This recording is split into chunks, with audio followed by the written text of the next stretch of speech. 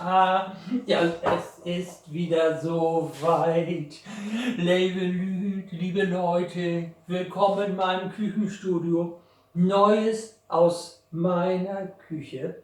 Ja, und ich habe mir nun auch wirklich was Neues erlebt. Entschuldigung, ich habe hier, ich konnte nicht widerstehen. Ich habe schon Dominosteine gekauft. Den muss ich einfach mal probieren. Und dummerweise habe ich jetzt noch was im Mund.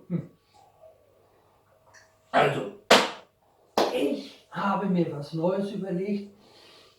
Warum soll ich nicht auch mal ein bisschen zeigen, wie ich koche? Nachher glaubt ihr mir das immer alles gar nicht. Ich zeige das aus dem Kühlschrank, ich zeige das vom Herd und so weiter. Und ihr könnt dann immer mal gucken und ich probiere. Nein, heute geht das mal anders.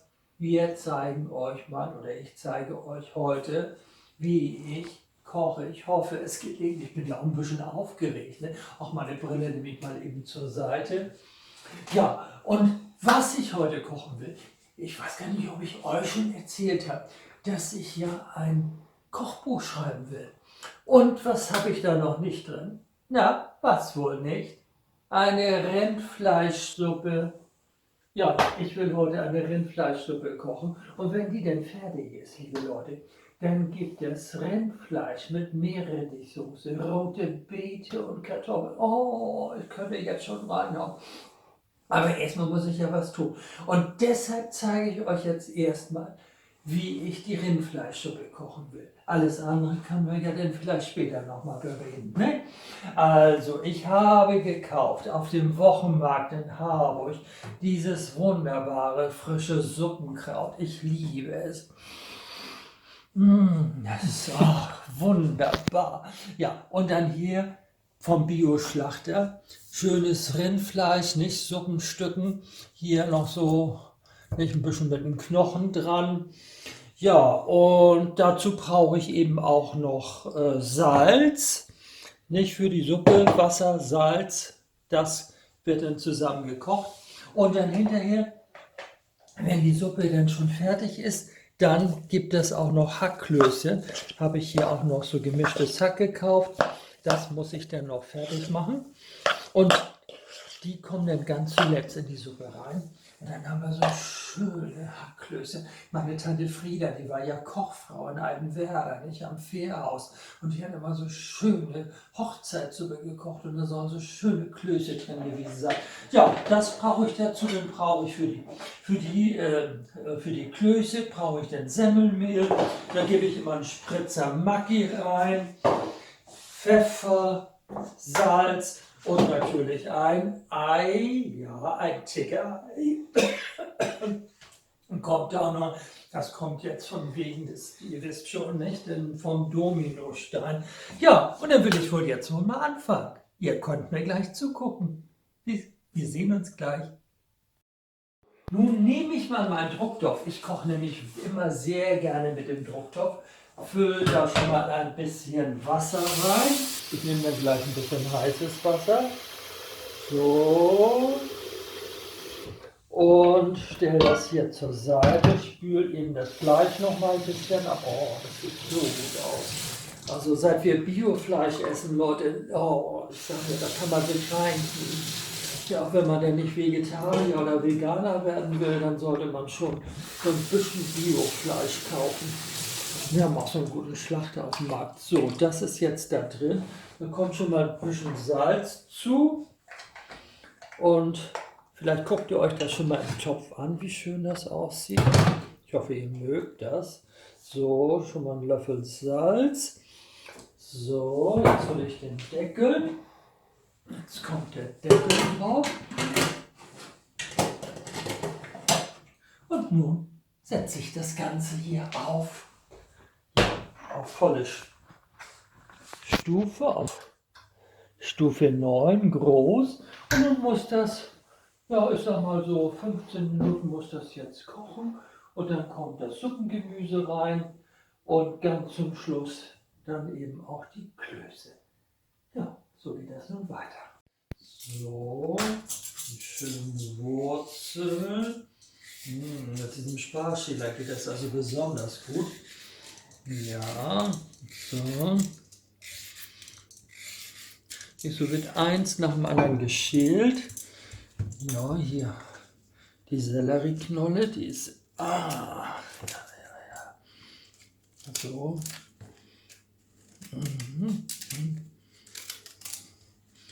So. Das wisst ihr jetzt, wie das geht, ne? Ja. Dann habe ich auch die Petersilienwurzeln, die mache ich jetzt genauso.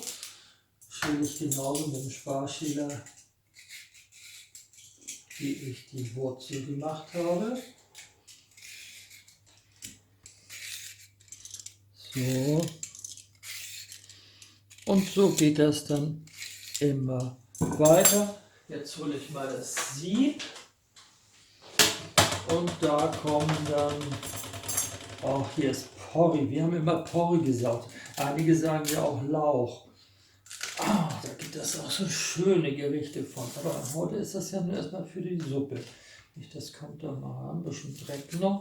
Und dann schneide ich das immer so in kleine Stücke. So. Und auch das Grüne ist mir immer sehr wichtig. Da kommt wenig von weg. So. Da auch noch mal so ein bisschen. Und dann wird das auch klein geschnitten. Jetzt habe ich hier so ein bisschen Unordnung gemacht. Ich bringe das mal eben zum Müll. Petersilie ist da ja auch noch bei. Ach, Liebe. So, holen wir nochmal einmal das Messer.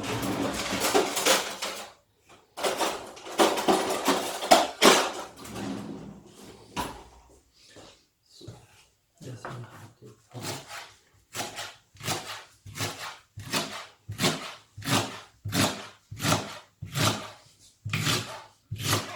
So mache ich das dann, ne? So, der Porree muss gut gewaschen werden, da kann ja immer noch mal ein bisschen Sand drin sein, obwohl, wie sagt man so schön, ein bisschen Sand reinigt den Magen. Ja, dann schneide ich hier so die kleinen Stücke, ne? Schön klein, auch die, ja, so, und diese hier. Und so weiter und so fort. Ja, übrigens beim Suppengemüse, da ist glaube ich auch Liebstöckel drin. Da hat mein Vater immer früher ein Lied gesungen. Tante Liebstöckel, Tante Liebstöckel, Tante Liebstöckel und so weiter. Immer Tante Liebstöckel. Naja, Quatsch. So, bisschen Quatsch muss sein. Ich habe jetzt hier das Hackfleisch. Ich habe heute nämlich gemischtes Hack gekauft. Beefhack und Schweinehack getrennt. Habe ich noch nie gesehen. Das musste ich jetzt erstmal mischen. Jetzt kommt da ein Ei rein. Ein ganzes, ein bisschen Maggi und weißer Pfeffer. Man kann auch schwarzen Pfeffer nehmen. So, ich nehme auch noch ein bisschen schwarzen Pfeffer dazu. So. Und immer abschmecken, abschmecken, abschmecken, abschmecken. Das sage ich auch immer. In meinem Kochbuch steht immer probieren, abschmecken. So, jetzt muss ich das Ganze wohl mal, der Drucktopf fängt auch gleich an zu kochen. Wisst ihr was, ich gehe da jetzt mit den Händen rein, die sind sauber, ich habe die ja gewaschen. Und jetzt mache ich das einfach so mit der Hand. So, und jetzt probiere ich mal, also ich mache das jetzt. Könnte noch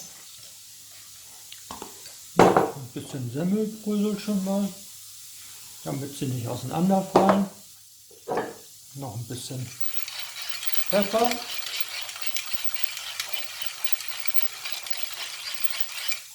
So, noch ein bisschen Salz.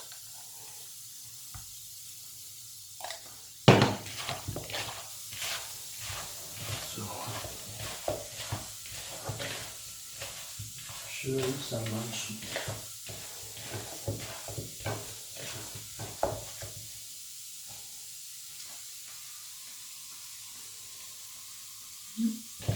Kommt schon hin. Warum? Ich hoffe, dass ich nicht zu viel Salz genommen habe. Ja. Dann drehe ich so kleine Klößchen und dann probiere ich den erstmal. Das schmeckt schon ganz gut.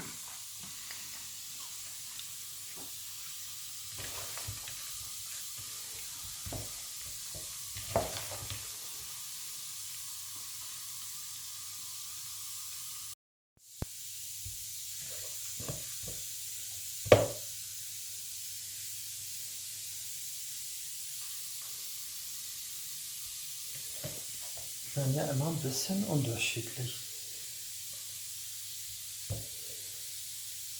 Kleiner ist wäre besser so. Ja. Habe ich noch ein bisschen was zu tun.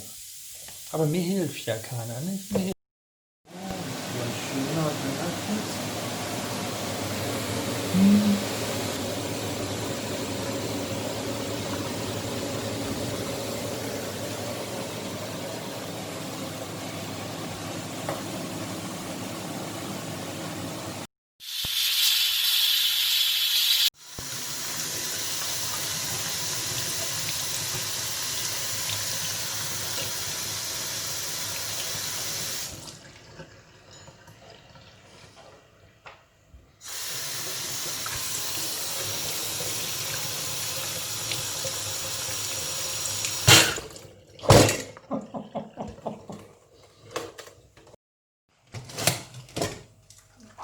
So. Riecht das schon gut. Riecht das schon gut.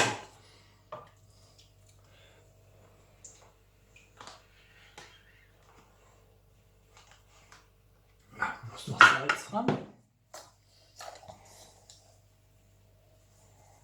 So, und jetzt gebe ich das Gemüse dazu und lasse das Ganze nochmal aufkochen. Das Gemüse kann jetzt nochmal, wenn Druck drauf ist, 5 Minuten kochen. Ja.